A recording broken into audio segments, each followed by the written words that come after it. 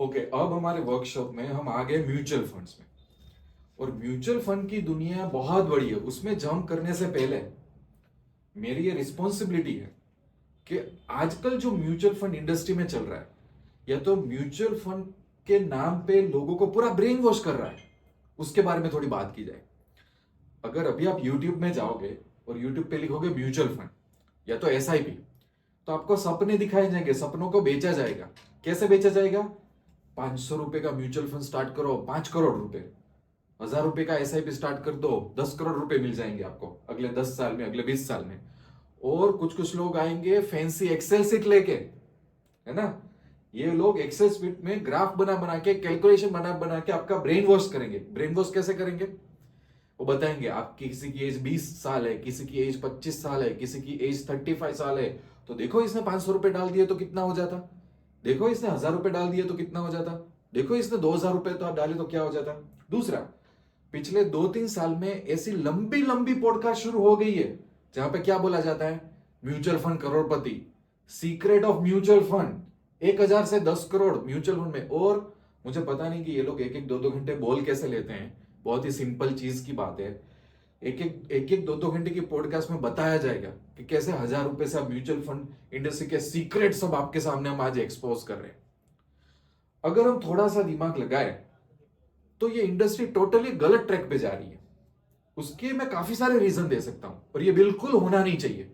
और इसमें कहीं ना कहीं जो हम भारत देश में रहते हैं ना, ये इंडिया के हम सिटीजन है ना, तो हम सबकी मिस्टेक्स भी हैं कि ऐसे लोग क्यों आगे चले जाते हैं और लोगों का ब्रेन वॉश क्यों हो रहा है। और ये पूरा फायदा किसी को नहीं मिलने वाला है, क्योंकि आज से 10-20 साल बाद कौन होगा, वो पॉडकास्ट वाला होगा नहीं होगा, म्यूचुअल फंड वाली एड होगी नहीं होगी, हमें कुछ पता नहीं है। रियलिटी में आपको बताता हूं 2-3 चीजों में। नंबर 1, म्यूचुअल फंड है वो एक फाइनेंशियल प्रोडक्ट है। क्या है? Financial product. अब जब आप फिक्स डिपॉजिट करते हो तो फिक्स डिपॉजिट एक सेविंग प्रोडक्ट है। तो अगर मैं आके बोलूं स्टेज पे कि भाई ये फिक्स डिपॉजिट है, वो तो वेल्थ बिल्डिंग प्रोडक्ट है, उसमें से करोड़ों अब्जों बन जाएंगे, तो आप मानोगे मेरा? नहीं मानोगे ना। क्यों? क्योंकि फिक्स डिपॉजिट है वो एक सेविंग प्रोडक्ट है कि आपका कुछ पैसा बचा है तो बैंक में जाके पार्क कर लो, छोटा मोटा आपको इंटरेस्ट मिल जाएगा। ठीक है। उसी तरह से जैसे कि रियल एस्टेट है वो एक अलग प्रोडक्ट है, बिजनेस है एक अलग चीज है, स्टॉक है वो अलग चीज है, गोल्ड है वो अलग चीज है। म्यूचुअल फंड किस कैटेगरी में आता है? म्यूचुअल फंड सिर्फ और सिर्फ फाइनेंशियल प्रोडक्ट है। इसका मतलब क्या है कि कोई इंसान की लाइफ में उसके काफी सारे फ्यूचर में रिस्पॉन्सिबिलिटीज है, ऑब्लिगेशंस है कि भाई मेरा रिटायरमेंट आने वाला है, भाई मेरे बच्चे बड़े हो रहे हैं उसकी मैरिज आने वाला है, भाई एजुकेशन खर्चा होने वाला है। तो चलो कुछ मुझे हेल्प मिल सकती है एक दो चीज से, तो वो पूरा एक फाइनेंशियल प्लानिंग होता है ना, उसमें एक प्रोडक्ट आती है जिसको बोला जा सकता है म्यूचुअल फंड।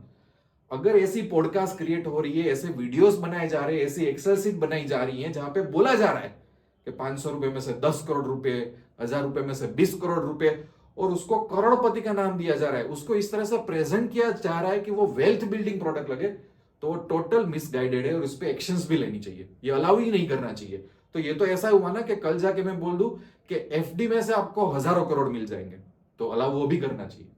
तो सबसे पहली तो चीज ये है। दूसरा, अगर एक इंटरेस्टिंग चीज अगर आप नोटिस करो ना, तो इंटरेस्टिंग चीज ये है कि अगर कोई एक कॉमन बंदे के साथ में कई बार बैठता हूं ना, मेरे नेबर्स ले लो, मेरे रिलेटिव्स ले लो, कोई फ्रेंड्स होता है मेरे सर्कल में, कि भाई मैंने म्यूचुअल फंड में पैसा डालना शुरू किया हो। वो म्यूचुअल फंड में पैसा डालना ही मतलब उनकी लाइफ में एक बहुत बड़ा अचीवमेंट हो गया। डन। जो एक बहुत बड़ी एक जंग चल रही थी वो मैंने जंग विन कर ली। अब ना उसको एनएवी के बारे में पता है, ना कहा कितना रिटर्न मिल रहा है, क्या दूसरे एंट्री एग्जिट लोड क्या है, दुनिया भर के टैक्सेस उसमें क्या है, कुछ पता नहीं।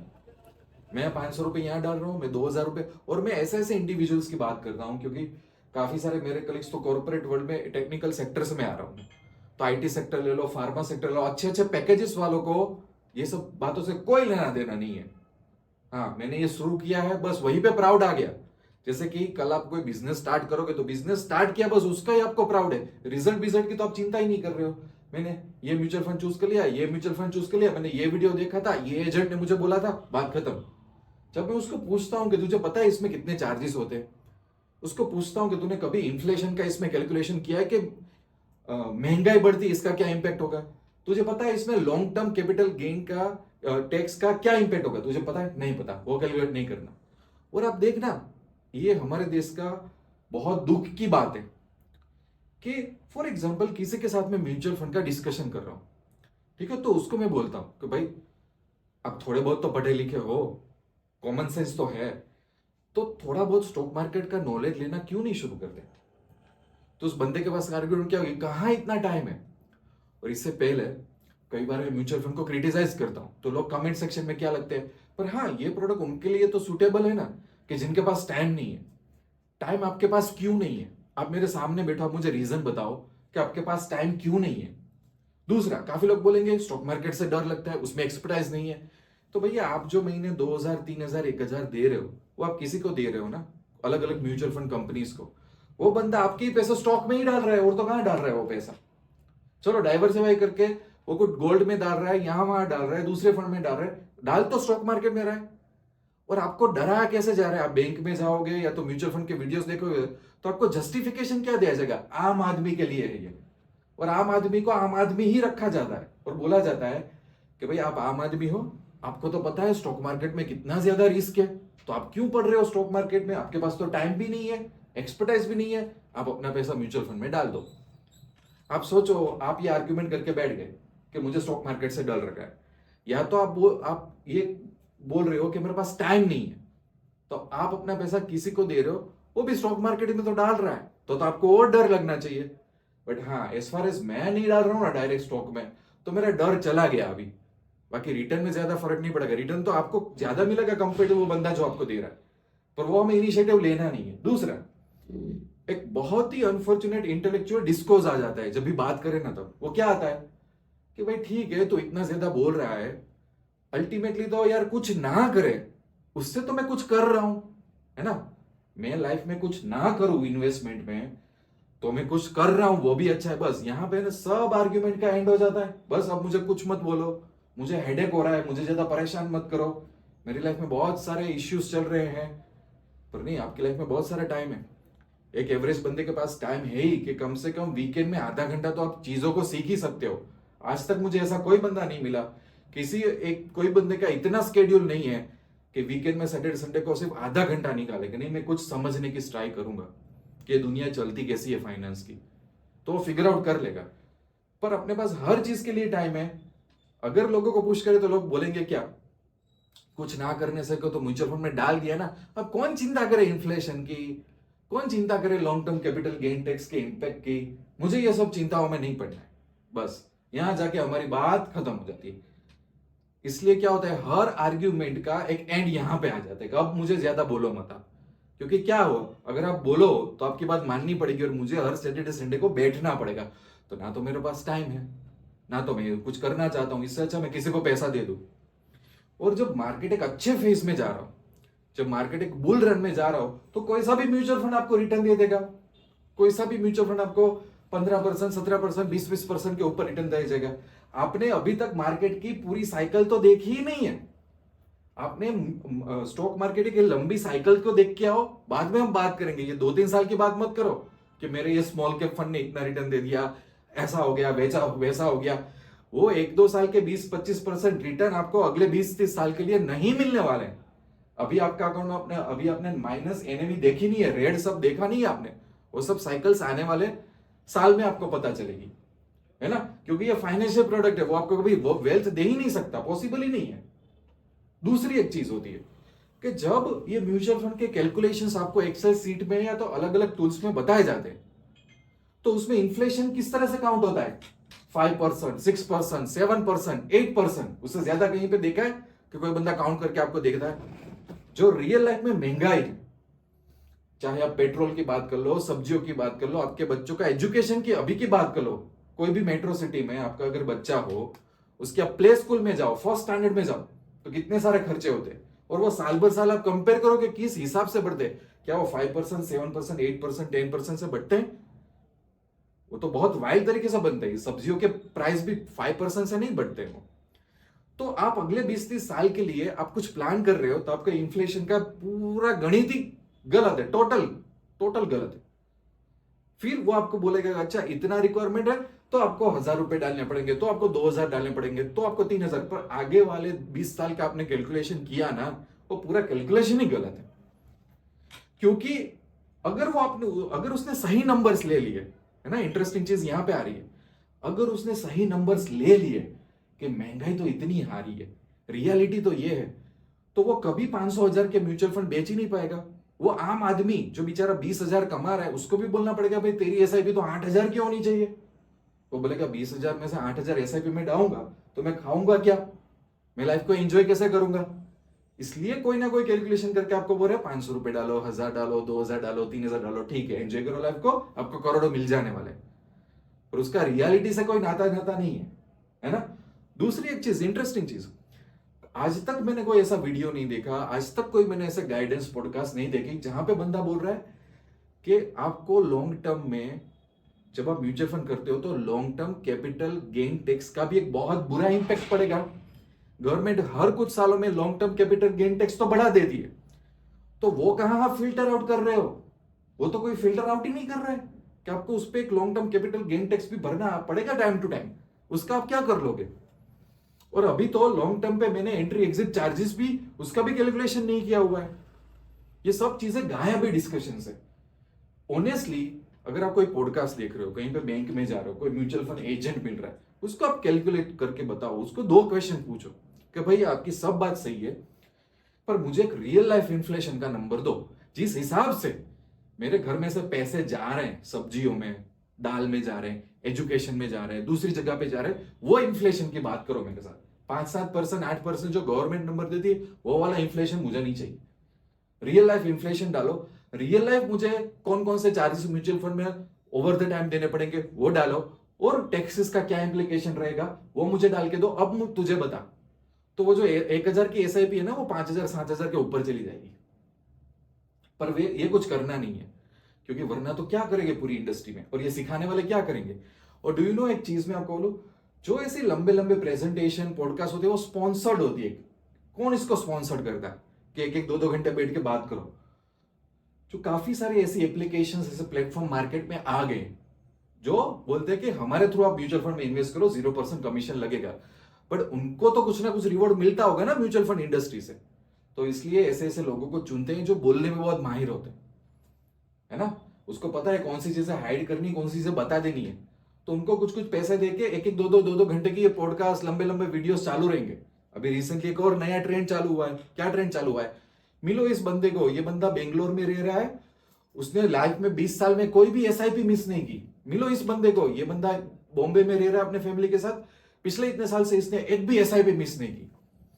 क्यों ऐसे, क्यों वीडियोस आ रहे हैं, ऐसे क्यों न्यूज आ रहे हैं? क्योंकि वो चाहते हैं कि आप कोई एसआईपी मिस ना करो। अच्छा, मैंने एक और ट्रेंड भी नोटिस किया, जब मार्केट अपना रिसेंटली भी करेक्ट हो रहा था ना, तो ऐसी ऐसी एड्स भी रन चालू हो गई थी जहां पे बोल रहे थे अरे मार्केट खत्म हो, मार्केट अगर डाउन है तो एसआईपी क्यों बंद कर रहे हो। जैसे कि 2 दोस्त चाय पीते पीते कन्वर्सेशन कर रहे हैं, तो एक दूसरे को बोलते हैं अरे यार मैंने अभी है ना एसआईपी बंद कर दी। तो दूसरा पूछेगा क्यों बंद कर दी? तो मार्केट डाउन जा रहा है। अरे यार मार्केट डाउन जा रहा है तो तुझे तो ज्यादा एक्टिव रखना है एसआईपी की, तभी तो लॉन्ग टर्म में फायदा मिलेगा। एसआईपी कभी बंद ही मत करो। क्यों?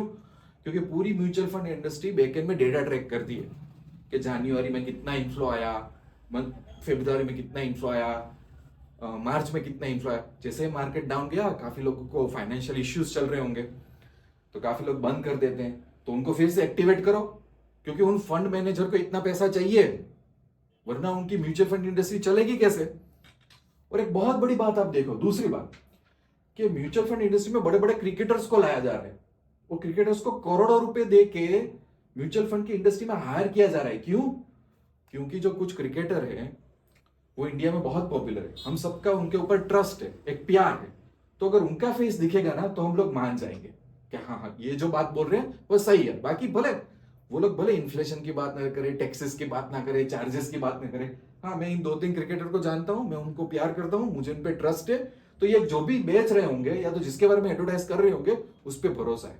वरना इतनी बड़ी म्यूचुअल फंड इंडस्ट्री है, आप कॉमन बंदे को लेके ऐड करो ना, आपको बड़े बड़े क्रिकेटर लेने की क्या जरूरत थी। और दूसरा, वो इतना बड़ा क्रिकेटर है कि उसके पास 50 60 200 ब्रांड पड़ी है, उसकी खुद की वेल्थ 100-200 करोड़ के 500 करोड़ के ऊपर है। वो 500 करोड़ जिन लोगों ने बना लिए, वो 5-10 करोड़ की फी म्यूचुअल फंड इंडस्ट्री से लेके आपको क्या बोलेंगे कि 500 रुपए से शुरू करो म्यूचुअल फंड, 1000 रुपए से शुरू करो म्यूचुअल फंड। जो बंदा खुद वेल्थ बना चुका है करोड़ों की, अब्जों की, वो आपको आके क्या बोलेगा कि नहीं नहीं आप ठीक हो, आप 500 रुपए से शुरुआत करो चलेगा, 1000 रुपए से शुरुआत करो चलेगा। जो बंदा वेल्थ बना रहा है वो आपको फाइनेंशियल प्रोडक्ट बेच रहा है, उसकी भी फीस तो वो करोड़ों में ही ले रहा है। उसको जाके पूछो, जो एक्टर्स और क्रिकेटर है, कि भाई तू कर रहा है एसआईपी? वो नहीं कर रहा होगा, उसका बिजनेस होगा, रियल एस्टेट होगा, दूसरी अलग अलग टेक्निकल स्टार्टअप में उन लोगों का इन्वेस्टमेंट होगा बहुत बड़ा बड़ा बड़ा। और भाई एनी चांस वो म्यूचुअल फंड कर रहा होगा ना, वो भी बहुत बड़ी अमाउंट में, सिर्फ डाइवर्सिफिकेशन के लिए उसके एजेंट ने बोला होगा तो किया होगा। बाकी उसको करने की जरूरत नहीं है, उसको करना भी नहीं है वो सबके, पर हमको वो सब चीजें बेची जा रही है। ठीक है, ये एक रियलिटी आपको परोसा तो जाएगा। आप सोचो कि आप आजकल बैंक में जाते हो तो बैंक वाला क्या बोलेगा, एफडी मत करो, म्यूचुअल फंड कर लो, है ना? ऐसा होता है ना, क्यों? क्योंकि उसके ऊपर कमीशन मिलता है उसको। और आपको बोले कि एफडी मत करो, स्टॉक मार्केट भी मत जाओ, म्यूचुअल फंड ही करो। मैं ऐसा बोलता हूं कि अगर हमारे में अवेयरनेस आती है ना, अवेयरनेस, तो ये जो अवेयरनेस है ना, वो काफी सारी इंडस्ट्री के लिए अच्छी नहीं है। बंदे ने एक बार फिगर आउट कर लिया, बंदे अवेयर हो गया, तो हमारा जो अवेयरनेस होता है ना, वो इनके लिए लायबिलिटी हो जाती है। हमारा इग्नोरेंस होता है, हमारा डर होता है, हमारा एटीट्यूड होता है कि भाई तू मुझे ज्यादा मत बोल, मुझे हेडेक हो रहा है, मैंने कुछ नहीं किया, इससे अच्छा तो कुछ तो मैं कर रहा हूं, अब मत बोल इन्फ्लेशन का इंपैक्ट क्या होगा, चार्जेस का क्या होगा, टैक्सेस का क्या होगा, मैं कुछ तो कर रहा हूं ना। ये हमारा एक रेजिस्टेंस आ जाता है, यहां पे सब आर्ग्यूमेंट खत्म कर दो। दूसरा, एक बहुत बड़ा इन लोगों ने एक सिक्सर क्या मार दिया कि वो आपको बोल रहे हैं कि यार आप फ्यूचर के लिए रेडी नहीं कर रहे हो, आपकी लाइफ में बहुत सारी रिस्पॉन्सिबिलिटी लाने वाली हो, तो म्यूचुअल फंड तो करना ही चाहिए, एसआईपी तो करना ही चाहिए। हर सीए, हर फाइनेंशियल बंदा आपको बोल रहा है, ठीक है अग्रेड, यहां तक तो सब कुछ ठीक था। अब फिर क्या किया इन लोगों ने कि पता चला कि लोग तो दे रहे हैं 500,000 500,000, म्यूचुअल फंड इंडस्ट्री करोड़ों में, अब्जों में जा चुकी है, तो अब ये बोले इस चीज का फायदा कैसे हटाया जाए, क्योंकि अगर मैं 500,000 2,000 म्यूचुअल फंड में डाल रहा हूं तो मेरी एसेट हुई ना, वो मेरे पैसे हुए। तो इन लोगों ने क्या किया, अब बोल रहे हैं कि लोन अगेंस्ट म्यूचुअल फंड। हाँ, आपका म्यूचुअल फंड पड़ा है ना 50,000 लाख का, 2 लाख 4 लाख का, कोई बात नहीं सर, मैं इस बैंक से बात कर रही हूं, आपको आपके म्यूचुअल फंड के अगेंस्ट में 70% हम लोन दे रहे हैं, आपको लोन चाहिए। ये पूरी एक पैरेलल इंडस्ट्री चालू कर दी। इसका मतलब क्या हुआ, पहले आपको यह बोला गया कि एफडी में पैसा मत डालो, फिर आपको यह बोला गया कि स्टॉक मार्केट से तो दूर रहो, वो तो आपका काम नहीं है, आप तो छोटे मोटे मिडिल क्लास वाले बंदे हो। फिर आप भी ये आर्ग्यूमेंट करने लगे कि हाँ मुझे ज्यादा सोचना नहीं है, मेरे पास ज्यादा टाइम नहीं है, मैं तो अपनी लाइफ की बातों में उलझा हुआ हूं, मुझे को रेडीमेड सोल्यूशन दे दो। तो आ गया आपके पास सोल्यूशन म्यूचुअल फंड। फिर उन्होंने बोला 500 रुपए से भी चालू कर दो, 1000 रुपए से भी चालू कर दो, तो आपने कर दिया। ये सब कुछ जा रहा था यहां तक। फिर इन लोगों को लगा कि यार इतने सारे लोग पैसा डाल रहे हैं, तो ये तो हमारे लिए लायबिलिटी हुई, इनके लिए एसेट हुई। तो उन लोगों ने क्या किया, लोन अगेंस्ट म्यूचुअल फंड। अब मैं आपको है ना बहुत बड़ी एक रियलिटी बोल रहा हूं कि अगर आपको ये इंडस्ट्री ऐसा बोल रही है कि म्यूचुअल फंड करना चाहिए, एसआईपी करनी चाहिए, 500 रुपए तो 500 रुपए, क्यों? क्योंकि आपका फ्यूचर सिक्योर हो जाए। क्यों? फ्यूचर में आपके ऊपर जो रिस्पॉन्सिबिलिटी आ रही है वो काफी हद तक कम हो जाए। यहां तक तो ठीक था, पर अगर यही इंटेंशन था, तो अगर ऐसी चीज जो आप एफडी के अल्टरनेटिव में बंदे को बेच रहे हो और स्टॉक मार्केट से डरा रहे हो, ये बोल के कि उसका फ्यूचर हमें प्रोटेक्ट करना है, तो ऐसी सेंसिटिव जो फाइनेंशियल प्रोडक्ट है उसके सामने लोन क्यों दे रहे हो? क्योंकि अभी मेरे अकाउंट में 1 लाख पड़ा है, 2 लाख पड़ा है, म्यूचुअल फंड में 5 लाख के 10 लाख पड़ा है, उसके अगेंस्ट में मुझे फोन आ रहा है कि भाई 70% 80% आपको लोन मिल रही है। इसका मतलब क्या हुआ, जो एक सीधी सादी भी मेरी कुछ असेट बन रही थी जिससे फ्यूचर में मुझे शायद कुछ फायदा हो जाता, उसको भी आपने लायबिलिटी में कन्वर्ट कर दिया। अब जो चीज आपके लिए और मेरे लिए अभी लायबिलिटी बन गई, वो इन लोगों के लिए, बैंकिंग इंडस्ट्री और म्यूचुअल फंड वाले के लिए क्या बन गई, एसेट बन गई। हालांकि वो पहले लायबिलिटी थी, क्योंकि सबका पैसा लिया था, उस पैसे पे रिटर्न कमा के कुछ प्रूव करना था। अब क्या बोला, आपको पैसे की जरूरत है, कोई बात नहीं, आपके पास एफडी नहीं है, कोई बात नहीं, हम आपको वही म्यूचुअल फंड के यूनिट पे आपको लोन दे देते हैं। तो आपकी छोटी मोटी एक सेविंग प्रोडक्ट था, एक फाइनेंशियल प्रोडक्ट था कि जो कुछ प्रॉब्लम सॉल्व कर रहा था, उसको भी इन लोगों ने लोन में कन्वर्ट कर दिया, खत्म हो गई बात। तो इतनी बड़ी असेट को लायबिलिटी में कन्वर्ट कर दिया। ये जो पूरी इंडस्ट्री है ना, वहां पे हर एक बार यही चलता रहता है, कैसे हमारी असेट को लायबिलिटी में कन्वर्ट किया जाए। और लोग क्या बोलते हैं, हाँ, म्यूचुअल फंड के अगेंस्ट में मैंने लोन ले ली। अब बताओ कि आप कौन सा फाइनेंशियल गोल मीट करोगे, कैसे मीट करोगे? और ऐसा म्यूचुअल फंड आपको ऑलरेडी सेल किया जा चुका है जहां पे इन्फ्लेशन का कोई सही कैलकुलेशन नहीं है, चार्जेस का कोई सही लॉन्ग टर्म इंपैक्ट नहीं है, टैक्सेस का कोई सही कैलकुलेशन नहीं है। ऑलरेडी ये डिसीजन उतना अच्छा नहीं था, वंस इन अ वाइल अच्छा हो सकता है, उतना अच्छा नहीं था। वो उतना अच्छा डिसीजन नहीं था, उसमें अभी आप और लोन में इंटरेस्ट पे करने लगे। अब देखो कि अगर यहां पे इंटेंशन अगर सही होते ना, तो इतनी मामूली, बहुत ही सेंसिटिव फाइनेंशियल प्रोडक्ट जो फ्यूचर सिक्योर करने के लिए बनाई है, उसमें लोन क्यों अलाउ किया फिर? है ना, पर्सनल लोन है उसको अलग रखो, पर नहीं, इसमें भी हम लोन ला दिए क्योंकि ये कमाने का जरिया है। और कमाने का जरिया तो छोड़ो, एक बहुत बड़ी एसेट को, एक कॉमन बंदे की एक एसेट को, एक फाइनेंशियल प्लानिंग को हम लोन में कन्वर्ट कर रहे हैं। तो मतलब ये बंदा एक्चुअली उतना प्रॉब्लम फेस कर रहा होगा ना, तभी वो म्यूचुअल फंड पे लोन लेने आया ना। तो वो बेचारा क्या कर पाएगा? कुछ कर पाएगा? और मैंने ऐसे कन्वर्सेशन सुने हुए, बंदे ने म्यूचुअल फंड पे लोन ली, उनको फोन किया जा रहा है आप ऐसा भी तो चालू ही रखना, समझो। और आप मुझे बताओ ये कहां पे डिस्कशन होता है इन सभी चीजों का? हाँ, अगर कोई कोई लोगों को लगेगा कि सर आप तो बहुत क्रिटिसाइज कर रहे हो इस इंडस्ट्री को, क्रिटिसाइज करना चाहिए, हर एक चीज को ऐसा ही डाइजेस्ट नहीं करनी चाहिए। कल जाको आपको मैं कुछ खाना खिलाता हूं ना, तो आपको पता होना चाहिए कि आप क्या खाना खा रहे हो और आपकी बॉडी पे इसका इंपैक्ट क्या आएगा। हम अगर शोरूम में जाते हैं तो भी 4 क्वेश्चन पूछते हैं, रेस्टोरेंट का खाना अच्छा नहीं होता है तो हम रेट करके आते हैं। तो क्यों हर चीज म्यूचुअल फंड के नाम पे डाइजेस्ट कर लेते हैं, फॉलो कर लेते हैं, एक्सेल सीट मान जाते हैं, करोड़पति बनने के सपने दिखते रहते हैं? क्यों बेसिक 4 क्वेश्चन हम नहीं पूछते? और क्यों हमें बहुत पेनफुल लगता है कि जब कोई बोले तो थोड़ा तो सीख जाए ना स्टॉक मार्केट का, उसमें भी अच्छी अच्छी इन्वेस्टमेंट की स्ट्रैटेजीज है, पोर्टफोलियो मैनेजमेंट की स्ट्रैटेजीज है, कि जिससे तो नॉर्मल नॉर्मल चीजों को तो समझ के कॉन्फ़िगर कर सकता है। बड़ी बड़ी चीजों की तो मैं बात ही नहीं कर रहा हूं, बहुत बेसिक चीजों की बात कर रहा हूं। ऐसे बेसिक बेसिक ईटीएफ और स्टॉक्स के सॉल्यूशंस है जो एक आम आदमी भी बैठ के थोड़ा बहुत काम देके समझ सकता है, फिगर आउट कर सकता है। तो ऐसा करना चाहिए, क्यों नहीं कर रहे हैं? हर बार ऐसे आर्ग्यूमेंट क्यों आ रही है? हमें सताओ मत, हमें ज्यादा सोचने पे मजबूर मत करो, हमें ये सब नहीं करना है। तो धीरे धीरे धीरे धीरे क्या हुआ कि एक सिंपल सेंसिटिव प्रोडक्ट लायबिलिटीज में कन्वर्ट होने लगी, क्योंकि उनको भी पता है कि हर 2-3 साल में मार्केट में क्रंच आता है, लोगों के पास सैलरी कम होती है, इंक्रीमेंट नहीं होता, लोगों पे लोन पे जरूरत पड़ती है, तो पहले म्यूचुअल फंड के नाम पे लेके आओ, फिर उनको पीछे से लोन दे दो उसमें। ये ग्राउंड रियलिटी पे होता है, देखना आप सब लोग, है ना। तो बस मैं वही कर रहा हूं कि अभी हम म्यूचुअल फंड का टॉपिक इस वर्कशॉप में समझना है, पर समझने से पहले मैंने आपको यह आगाह कर दिया कि आंख और कान दोनों चालू रखो। कोई बोल रहा है तो बोलो, समझो, पर उसको क्वेश्चंस भी करो। ऐसा नहीं कि आपके सामने 4 चीजें रखी है, मैं तो यहां पे भी डालूंगा पैसा, यहां के भी डालूंगा, ये भी करूंगी वो भी करूंगा, ऐसा नहीं होना चाहिए।